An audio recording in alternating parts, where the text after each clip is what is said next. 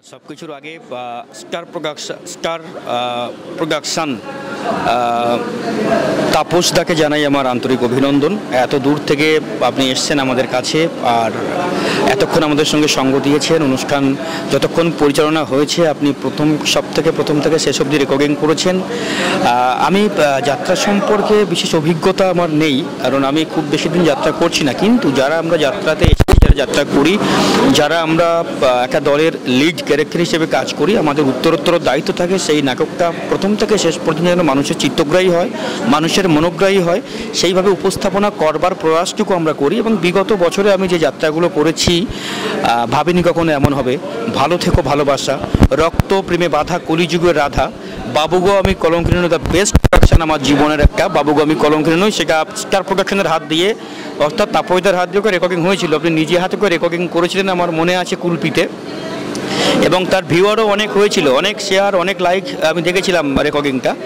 আর তারপরে সাত পাকে বাঁধা দুকি মন, শেয়ানে শেয়ানে কোলাকুলি, তারপরে চেনার সংসারে অচেনা অতিথি আমার গত বছরের প্রোডাকশন ছিল। এবছর আরও আরেকবার আপনি সামনেই দেখতেই পাচ্ছেন আমার স্বর্ণভূমি অপেরার পোস্টারটা লাগানো রয়েছে বড় করেই। যাত্রাপালার নাম রয়েছে শীতের সূর্যগ্রহণ, সুকান্ত মুখার্জি রচনা এবং নির্দেশনায়। আমার দলের প্রত্যেকটা শিল্পী সম্প্রদায় এবছর এত ভালো হয়েছে, লাইক মাইক থেকে শুরু করে আমার প্রত্যেকটা মিউজিক স্টাফ এবং আমার দলের অপর যে শিল্পীরা রয়েছে, নায়িকা ঈশিতা মুখার্জি, নায়ক শিলাজিৎ রয়েছে, আমি কুমার রানা, এবং সেই সঙ্গে আমার বিগত বছরের প্রোডাকশানগুলো থেকে যারা যারা সব থেকে ভালো মনে হয়েছে আমাদের যে এরা ভালো কাজ করতে পারে, সেই সমস্ত শিল্পীদেরকে আমরা নির্বাচন করেছি এবছর শীতের সিঁদুরে সূর্যগ্রহণ যাত্রাপালাকেই মঞ্চস্থ করবার জন্য, আমাদের সঙ্গে সঙ্গ দেওয়ার জন্য। এবং আশা করব তারা প্রত্যেকেই এত ট্যালেন্টেড, এত ভালো অভিজ্ঞ, সবাই মানে আমার এখানে ওই যে সিরিয়াল থেকে বা সিনেমা থেকে বা নতুন এরকম কোনো গল্প বা এরকম কোনো ক্যারেক্টার, এরকম কোনো মানুষ আমাদের সঙ্গে নেই। যারা রয়েছেন প্রত্যেকেই যাত্রার ক্ষুরধার অভিনেতা এবং অভিনেত্রী, প্রত্যেকেই যাত্রাটা বোঝেন। এবং আমি আশা করব এবং আমার ভরসা রয়েছে, আস্থা রয়েছে, প্রত্যেকটা শিল্পী, হিরোইন থেকে শুরু করে হিরো থেকে শুরু করে আমার অপর সম্প্রদায়, প্রত্যেকে যাতে নিজেদের বেস্ট বাংলার মানুষের কাছে যাত্রা মঞ্চে উপহার দেবে। এবং আপনাদের ভালোবাসা এবং আশীর্বাদে, ভগবানের আশীর্বাদে, আপনাদের সকলের শুভকামনায় শীতের সিঁদুরে সূর্যগ্রহণ একটা মাইলস্টোন প্রোডাকশন হবে, এটুকু আমার আত্মবিশ্বাস। সবাই আমাদের পাশে থাকবেন, সাথে থাকবেন, সঙ্গে থাকবেন স্টার প্রোডাকশনের সঙ্গে। সবাইকে ধন্যবাদ, শুভরাত্রি। আমার এটা নিয়ে নটায় পড়লো, আমি শ্রেষ্ঠ বলতে ওইভাবে আমি বিচার করব না আমি, তবে আমার কাছে এখনও পর্যন্ত সবথেকে ভালো লাগার চরিত্র আমার কাছে, যেটা আমার সবথেকে আমার এই পশ্চিমবঙ্গে আমার একটা জায়গা বানাতে বা আমার একটা এত বড় পরিচিতি, এখন এত মানুষ জেনে গেছে, এত মানুষ ভালোবাসে। বাবুগো আমি কলঙ্কিনী নই আমার লাইফে দ্য বেস্ট ক্যারেক্টার, বিকজ সবাই এটা জানে যুবনেতা বিলাস বর্মন কতটা ভয়ঙ্কর চরিত্র ছিল এই নাটকটাতে। গ্রেট ক্যারেক্টার আমি বলবো, একজন ভিলেন হিসেবে, একজন খলনায়ক হিসেবে ওই ধরনের চরিত্র মঞ্চে পেলে, ওই ধরনের চরিত্র যদি কোনো ভিলেন পায়, আমি মনে করব প্রোডাকশন একটা অনন্য জায়গায় চলে যায়। তো আমার লাইফের আমি কাজ করে সবথেকে যেটা মজা পেয়েছি যুবনেতা বিলাস বর্মন, অর্থাৎ বাবুগো আমি কলঙ্কিনী নই যাত্রাপালাতে, যেখানে সপ্তপর্ণা হিরোইন ছিল। আর তারপর যেটা আরও বেশি ভালো লেগেছে আমার এখনও পর্যন্ত যাত্রা করতে গেলে, যেটা সবথেকে ভালো লাগে যে মানুষ সেই প্রোডাকশনটার কথা বলে, সাত পাকে বাঁধা এই দুটি মন, জাস্ট আউটস্ট্যান্ডিং নাটক হয়েছিল। সবাই মিলে প্রত্যেকটা শিল্পী এত ভালো কাজ করেছিল। বিশেষ করে সে বছর নবাগত ঈশিতা মুখার্জি নবাগত ছিল, সে বছর হিরোইন হিসাবে আমি ছিলাম। আমাদের ওপরে মালিকের অনেক ভরসা ছিল, বহু মানুষের নেগেটিভিটি ছিল, প্রচুর মানুষ নেতিবাচক কথা বলেছিল যে আপনারা এইরকম দলে কাজ করেছেন। আমাকে অনেকেই বলেছিলেন যে আপনি কলকাতার দলে কাজ করছেন কয়েক বছর ধরে, তাহলে কেন হঠাৎ মেদিনীপুরে, বা কেন একটা বাসের দল তারা হঠাৎ প্রাইভেট হোটেল করছে, আপনারা কেন যাবেন? আমি বলেছিলাম দায়িত্ব যখন নিয়েছি ওই দলটাকে হোটেল প্রাইভেট দল হিসেবে মেদিনীপুরের বুকে স্ট্যান্ড করে তবে ছাড়বো দলটা। এবং সেটা প্রথম বছরেই সাকসেস হয়েছিল আমার গোটা সম্প্রদায়ের জন্য। সেবার আমি মাস্টারমশাই হিসেবে পেয়েছিলাম অর্গানে ভোলানাথ মালাকার মহাশয়কে, যারা সবাই চেনেন পশ্চিমবঙ্গের মানুষরা, ভোলাদাকে। তবলজি ছিল আমাদের নন্দকুমার, আমার মেদিনীপুর সেকশনের সবথেকে ভালো একজন তবলজি অশোকদা। এরকম করে আমার স্টাফ যা ছিল, বিশেষ করে মালিকের এত কপাল ভালো ছিল, আর আমাদের সকলের পরিশ্রম এতটা ভালো হয়েছিল যে সাত পাকে বাঁধা এই দুটি মন একটা বিরাট বড় প্রোডাকশন হয়েছিল। গত বছর যাত্রাও ভালো হয়েছে দেবীপল্লীর হয়ে, চেনা সংসারে অচেনা অতীতে একটা অন্যরকম ছিল। তবে আমার লাইফের দুটো নাটক এখনও পর্যন্ত, বাবুগো আমি কলঙ্কিনী নই এর বিলাস বর্মন, আর হচ্ছে প্রলয় রায় যেটা করেছিলাম সাত পাকে বাদে দুকি মনে, আর যেটা না বললে নয়, যেটা থেকে মার্কাকে আমার আশা মানুষের চেনা জানা এত হয়েছে, সেটা হচ্ছে আমার লাইফের ফার্স্ট প্রোডাকশান যেটা ছিল, ভাবিনি কখনো এমন হবে যাত্রাপালায়। আমি সরল দত্ত বলে একটা চরিত্র করেছিলাম। খোঁড়া নই, কানা নই, কিন্তু কানা, মানে প্রথম থেকে শেষ অবধি কানা নই, কিন্তু কানার অভিনয়কে আমাকে করতে হয়েছিল। একটা সময় সেটাকে প্রকাশ করেছিলাম যে কানা নই, এবং লাস্ট সিনের আগের সিনটা আমি মরে যেতাম, মেরে দেওয়া হতো, কিন্তু পাবলিকের এত চাহিদা ওই ক্যারেক্টারের প্রতি ডিম্যান্ড এসেছিল, এত ভালোবাসা জন্মেছিল, এতটা গ্রহণযোগ্যতা পেয়েছিল সরল দত্ত ক্যারেক্টারটা, যে লাস্ট সিন হয়ে যাওয়ার পরে মানুষ আমাকে আবার মঞ্চে নিয়ে আসতো। এটা একটা বিরাট বড় পাওনা ছিল সেটা আমার কাছে। আমার ডায়লগটা ছিল সে বছর, সরল দত্ত যেখানে পা দেবো জায়গাটা করে দেবো গর্ত। তারপরে আমি দীপ চক্রবর্তীর সঙ্গে কাজ করেছিলাম, কস্তুরী এবং দীপ চক্রবর্তী, ভালো থেকো ভালোবাসা, লকডাউনের আগে। সেখানে নাম ছিল সুন্দর চ্যাটার্জি, অন্যের ভালোতে আমার বহুত অ্যালার্জি। এরকম করে করে তারপর আমার রক্তপ্রেমী পাতা কলিযুগের রাধা ক্যারেক্টারের নাম ছিল রোমিও, যেটা অনেকের কাছে খুব খুব পরিচিতি পেয়েছিল নামটা, একটা দারুণ চরিত্র ছিল একেবারে ওই যাত্রাতে। তারপরে তো যমুনাতে বিলাস বর্মন ছিল, ভয়ঙ্কর একটা চরিত্র। তারপর প্রলয় রায়, তারপরে শেয়ানে শেয়ানে কোলাকুলিতে করে এলাম সংকল্প বলে একটা চরিত্র, 4 জন ভিলেন ছিল সেখানে। গত বছর করলাম একটা ডাবল ক্যারেক্টার, হিরো এবং ভিলেন দুটো আলাদা ধরনের মানুষ, এবং এই দুটো আলাদা মানুষের ক্যারেক্টারকে স্ট্যান্ড করেছিলাম গত বছর, যেটা করতে আমার খুব পরিশ্রম হয়েছিল রীতিমতো। ক্যারেক্টারটা হয়তো মানুষ আমাকে ভিলেন হিসেবে দেখে দেখে একটা অভ্যস্ত হয়েছে, কিন্তু নাট্যকারকে ধন্যবাদ দিই, মালিককে ধন্যবাদ দিই, বা আমার দলের যারা ছিল আমার সঙ্গে গত বছর, যে আমি ওই হিরো চরিত্রটাও করেছি আমি গত বছর। হিরো একজন আলাদা মানুষ, এতদিন নাটক হয়েছে, দুটো ক্যারেক্টারকে দেখা যমজ ভাই দেখানো হতে পারে, বা এটা ওটা সেজে সে নকল করেও ঢুকতে পারে, কিন্তু একটা ভিলেন সেটা আলাদা, তার মুখশ্রীটা খুব বিভৎস। আর হিরো একটা ফ্রেশ একটা ছেলে, বড় বাড়ির ছেলে, হিরোটাকে মেরে দিয়ে সে ভিলেন প্লাস্টিক সার্জারি করে হিরো সেজে ঢুকছে। নাটকটা থটটা দারুণ ছিল এবং মানুষের কাছে ভালোই গ্রহণযোগ্যতা পেয়েছিল। আর এবছরের কথা যদি আমার বলতে হয়, নতুন করে পথ চলা শুরু হচ্ছে, সবাইকে রথের অভিনন্দন। এবং আপনারা বিশ্বাস রাখতে পারেন, আস্থা রাখতে পারেন, ভরসা রাখতে পারেন আমার কথার উপরে। প্রত্যেক বছর আমি এরকম ভরসা আস্থা আপনাদেরকে দিই যাত্রা পিপাসু মানুষদের জন্য, যে আমাদের প্রোডাকশান আমরা ভালো না হওয়া পর্যন্ত ছাড়ি না। আমাদের প্রোডাকশান এক এনি কস্ট ভালো করতে হবে, এটা আমাদের জেদ, এটা আমাদের তাগিদ, এটা আমাদের দায়। বাংলার যাত্রা পিপাসু মানুষদের প্রতি আমাদের দায়বদ্ধতা, আমাদের কর্তব্যবোধ। এটা আমরা বাংলার কালচারকে স্ট্যান্ড করছি প্রত্যেক দিন। আমরা বাংলার প্রাচীন লোক সংস্কৃতির ধারক এবং বাহক যদি আমরা হয়ে থাকি, তাহলে মানুষ যে পরিমাণ ভরসা করেন, কোনো অপসংস্কৃতিমূলক কোনো কিছু আমার যাত্রাতে আমি রাখি না। যতদিন আমি যে কবছর যাত্রা করছি, আমি ভিলেন করলেও বা আমার অন্যান্য যারা আর্টিস্ট রয়েছেন, মানে পোশাক থেকে শুরু করে, চালচিত্র থেকে শুরু করে, কথাবার্তা থেকে শুরু করে, এবং সিনের যে দৃশ্যায়ন, যেগুলো চিত্রপট যেগুলো আমরা বলি, প্রত্যেকটাই একদম পারফেক্ট সংস্কৃতি বোধমূলক থাকবে। মানুষের কাছে যেন, সমস্ত শ্রেণীর দর্শকের কাছে যেন সমানভাবে গ্রহণযোগ্যতা পায়। আমরা একজন দুজনের জন্য যাত্রা করতে তো যাই না মঞ্চে, সামনে যতগুলো মানুষ বসে থাকে, কিংবা এখন সোশ্যাল মিডিয়ার যুগে সোশ্যাল মিডিয়া মারফতে যেমন মানুষ সবাই যাত্রা দেখতে পাচ্ছে, তো সকলের কাছে প্রোডাকশনটা তো পৌঁছায়। তো সেই হিসেবে সেইটা আগে মাথায় রাখতে হয় আমাদের, যে একটা সার্বিকভাবে সামগ্রিকভাবে সুস্থির একজন মানে একদম মানুষের বোধগম্য এবং মানুষের গ্রহণযোগ্য একটা প্রোডাকশান আমাদেরকে উপহার দিতে হবে। এবং সেটা স্মৃতির সিঁদুরে সূর্যগ্রহণ, এই নামকরণকে যখন করেছিলাম, এটা আমার করা নামকরণ স্মৃতির সিঁদুরে সূর্যগ্রহণ। তো এই প্রোডাকশান যে নামটা যখন থেকে শুনেছে, সবাই কিন্তু এক বাক্যে বলেছে যে দারুণ একটি নাম হয়েছে। আর এই নামটাকে কার্যকরী করার দায়িত্ব আমাদের সকল সম্প্রদায়ের, এবং অতি অবশ্যই আমাদের প্রোডাকশানটা ভালো করবার চেষ্টা করব আপনাদের ভালোবাসা, আপনাদের আশীর্বাদে। সবাই এভাবেই প্রত্যেক বছর যেমন পাশে থাকছেন, সাপোর্ট করছেন, এবছরও থাকবেন। আর একটা কথা বলে রাখি, যে 1431 বঙ্গাব্দে আমার লেখা গল্প দুটি দলে হচ্ছে, আমার লেখা এবং আমার ডাইরেকশানে। সেটা হচ্ছে সূর্যলোক অপেরাতে একটা যাত্রা হবে, রাজার ঘরে রাজনন্দিনী, যেটার লেখা এবং ডাইরেকশানও আমার।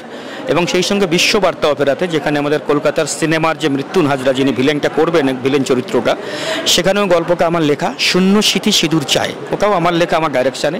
এছাড়াও রয়েছে মিলনদ্বীপ অপেরা, এছাড়াও রয়েছে শিল্পী ভারতী অপেরা, রয়েছে সপ্তপ্রদীপ অপেরা, রয়েছে নিউ বিনাপানি অপেরা। এগুলোর সব সম্পাদনা এবং নির্দেশনার দায়িত্ব আমার। গল্প এডিট করছি এবং নির্দেশনার দায়িত্বটাও আমার। তো সবাই আশীর্বাদ করবেন। নতুন কাজ, নতুন একটা অধ্যায় শুরু করছি জীবনে এবছর আমি আবার। হ্যাঁ, এবছরই, হ্যাঁ, আমার এটা ছাড়া 6টা রয়েছে। হ্যাঁ, ছকা সামলাচ্ছি বলতে এটা করতে হবে পুরো ফুল প্যাকেজ, মানে একদম আমি পুরো প্যাকড আপ হয়ে গেছি, ফাঁকা নেই আমার। আজকে থেকে এই যে শুরু হলো, এখান থেকে আমি আমার এই দলটার বিশ্বকর্মার শো করে তারপরে আমি ফ্রি হব, তাছাড়া আর কোনো ফ্রি হওয়ার জায়গা নেই। ঈশিতা মুখার্জি আর আমি কাজ করেছি 2 বছর, এটা নিয়ে 3 বছর পড়বে। প্রথম 7 পাকে বাঁধা দুঃখী মন, যেখানে ঈশিতা মুখার্জির বৃষ্টি চরিত্র ছিল আর আমার চরিত্র ছিল প্রলয় রায়, যেটা থেকে অ্যাকচুয়ালি ব্যাপারটা হচ্ছে এটা খুব একটা অবিশ্বাস্য বিস্ময়কর একটা জিনিস ঘটেছিল সে বছর। না আমি তখন হিরো, না রোমান্টিকতা, না কোনো কিছু, আমি যেমন ডেঞ্জারাস ক্যারেক্টারগুলো থাকে আমার ভিলেনের তেমনটাই ছিল, নায়ক নায়িকার ক্যারেক্টার অন্যরকম ছিল।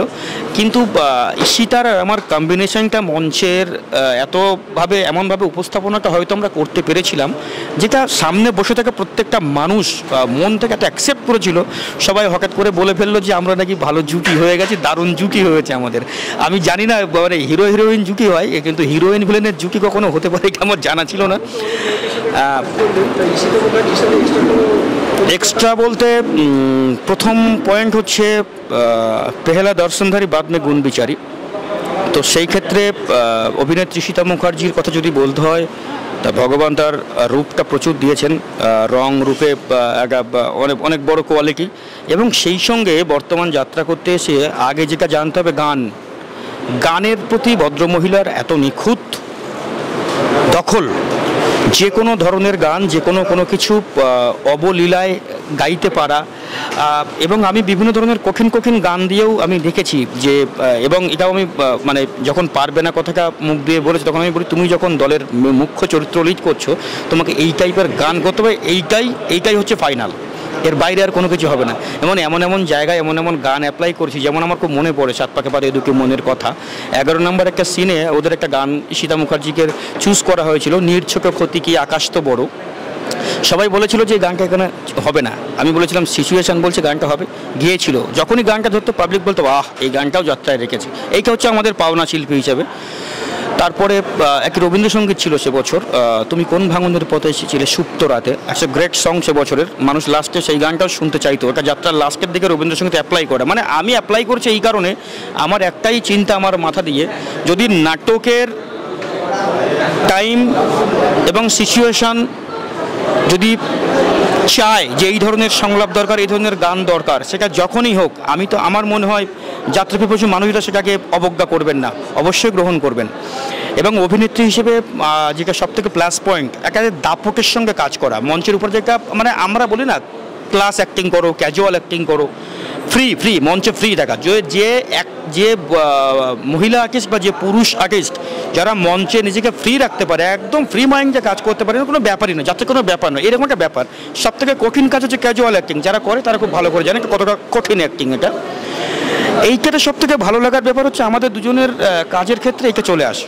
আমি প্রথমে সপ্তপর্ণাকে দেখেছিলাম, গ্রেট ক্যাজুয়াল অ্যাক্টারেস সপ্তপর্ণা, খুব জমেছিল সে বছর। কিন্তু তারপরে ঈশিতা মুখার্জিকে কমপ্লিট প্যাকেজ, বিশেষ করে প্যাথোজের উপর তো প্রচুর দখল, যেটাকে হিরোইনের অনেক বড় জায়গা পাওয়াতে পারার জন্য প্যাথোজ যে জায়গাগুলো থাকে, দুঃখের যে জায়গাগুলো থাকে বা গান, সেই সব দিক দিয়ে আমি বলবো বর্তমান জেনারেশনে যতগুলো অভিনেত্রী রয়েছেন, কাউকে ছোট করছি না, সবাই নিজের জায়গায় শ্রেষ্ঠ, সবাই নিজের কাজের প্রতি জানে, ডেডিকেশান রয়েছে, সবাই খুব ভালো কাজ করছে, খুব নাম করছে।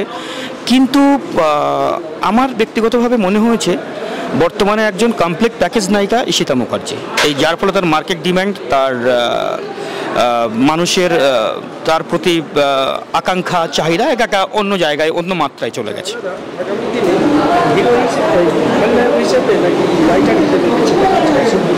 ডেফিনেটলি অভিনেতা হিসাবে, আমার পরিচয় অভিনেতা হিসাবে, এবং অভিনেতা হিসাবেই আমি থাকতে চাই। আমি কখনো রাইটার হতে চাইও না, চাইওনি কোনো দিন, বা ডিরেক্টর হতে কোনো দিন চাইনি।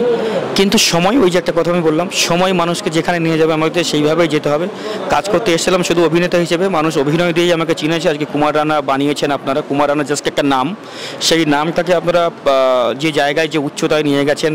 হ্যাঁ, আমি কাজ করে কি, কিন্তু আমার কাজটা যদি মানুষ প্রথমেই বলতো ভালো হয়নি, তাহলে হয়তো আজকে আমি এই জায়গায় আসতে পারতাম না। কিন্তু আপনারা সেই জায়গাটা আমাকে কোনোদিন সেই জায়গাটা দেননি, বুঝতেই দেননি। প্রত্যেক বছর যেভাবে পজিটিভভাবে আমাকে সাপোর্ট করেছেন, কিন্তু আজকের দিনে যখন আমি দেখছি যে এগুলো হচ্ছে, যে আমাকে লিখতে বলছে কোনো দল থেকে ডাইরেকশন করার কথা বলছে, আমিও চাই যে যতটা পারি যতটা জানি বা প্রত্যেকদিন আমরা শিখি সবাই নতুন করে। তো যে দলগুলোর দায়িত্ব পেয়েছি, যে 6টা দলের, আমার একটা চিন্তা, আমি একটাই চিন্তা করেছি সেটা হচ্ছে 6টা দলে 30 জন করে লোক থাকবে, 180 জন লোক থাকবে টোটাল। ওই 100 জনের ফ্যামিলি যদি 180 জনের ফ্যামিলিতে 4 জন করে লোক থাকে, 720 জন লোক থাকবে। তাহলে আমার ডাইরেকশান বা আমার দুটো যাত্রা যেটা লিখছি আমি, এগুলোর উপর ডিপেন্ড করে 720 জন লোকের পেটের ভাত রয়েছে। তাহলে আমাকে সেই ধরনের কাজটা করাতে হবে সেই দলগুলোতে, যেটা যখন তারা যাত্রা মঞ্চস্থ করবে, সিজন যখন আমাদের শুরু হবে, সবাই যেন বলতে পারে যে না, রানাদা এই কাজটাও পারে, এই কাজটাও করেছে ভালো। এই ভালো কথাটা শোনার জন্য যতটা যা করার, যেভাবে করানো সেভাবে আমি করার চেষ্টা করব। যাত্রা তো এখন রমরমা ব্যাপার, যাত্রা নবজাগরণের প্রেক্ষাপট চলছে। এই জায়গায় দাঁড়িয়ে অসংখ্য নতুন জেনারেশন যাত্রামুখী এবং সবাই শিক্ষিত, সবাই যাত্রাটা বোঝে, রীতিমতো বোঝে। এবং নাটকের ছেলেমেয়েরা যারা এইসব নিয়ে পড়াশুনো করছে, তারাও এখন যাত্রামুখী। এবং এটা যদি এইভাবে, এবং সবথেকে বড় কথা কি, মাঝখানে শোনা যাচ্ছিল ইয়াং জেনারেশন যাত্রা দেখে না, কিন্তু যেটা সবথেকে প্লাস পয়েন্ট এই মুহূর্তে, কমিটি, যাত্রা সম্প্রচারকারী যারা রয়েছে এবং যাত্রার দর্শক, এখন ইয়াং জেনারেশন প্রচুর প্যান্ডেলে যাত্রা করতে গিয়ে ইয়াং ছেলে মেয়েদের প্রচুর ভিড় জমে, প্রচুর। এইটার খুব দরকার ছিল।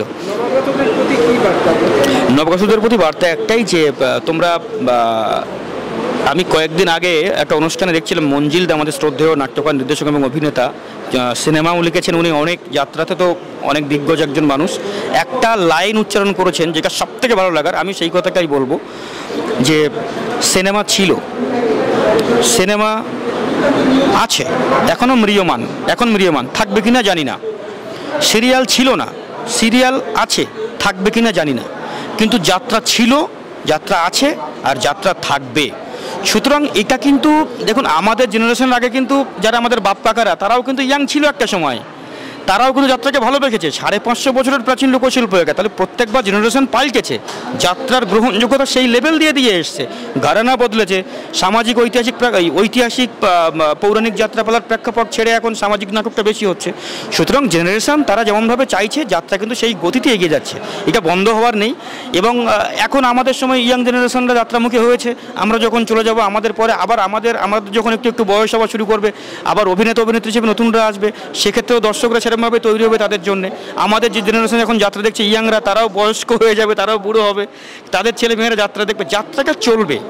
এবং বার্তা একটাই, যে যাত্রাকে ভালোবাসতে হবে, যাত্রার পাশে থাকতে হবে, কারণ বাংলার বুকে একটাই বিনোদনের মাধ্যম, যেটা বিশুদ্ধ বিনোদনের মাধ্যম, সেটা হচ্ছে যাত্রা। আর স্টার প্রকাশনকে ধন্যবাদ এতক্ষণ পাশে থাকার জন্যে। সবাইকে আরও একবার রথের শুভেচ্ছা জানাই। সবাই ভালো থাকবেন, যাত্রার পাশে থাকবেন, আমাদের পাশে থাকবেন, স্বর্ণভূমি অপেরার পাশে থাকবেন, শীতের সুন্দরের সূর্যগ্রহণের পাশে থাকবেন। শুভরাত্রি।